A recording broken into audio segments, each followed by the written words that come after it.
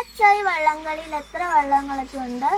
നിരവധി വള്ളങ്ങളാണ് മോളെ ഓരോ പ്രാവശ്യം അവരെ ശക്തി അറിയിച്ച് വരുന്നത്.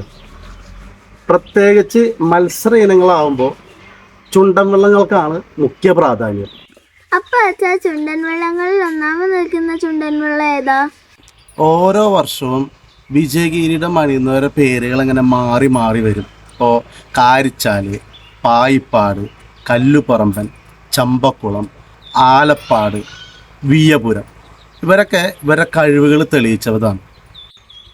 അച്ഛാ, ഞാനൊരു കാര്യം ചോദിച്ചോട്ടെ. പല ആൾക്കാരും സോഷ്യൽ മീഡിയകളിലൂടെ അല്ലാതെയും തളർത്താൻ ശ്രമിക്കുന്ന ഒരു ചുണ്ടൻ വള്ളമില്ലേ, അതേതാ?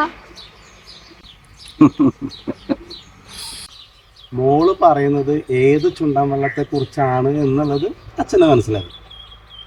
പലരുടെയും കുത്തുവാക്കുകൾക്കും അവഗണനകൾക്കും മുമ്പിൽ തല ഉയർത്തി തലയെടുപ്പോടുകൂടി നിൽക്കുന്നവൻ ഓരോ പ്രാവശ്യവും തളർത്തുമ്പോൾ പൂർവാധികം ശക്തിയോടെ തിരിച്ചു വരുന്നവൻ.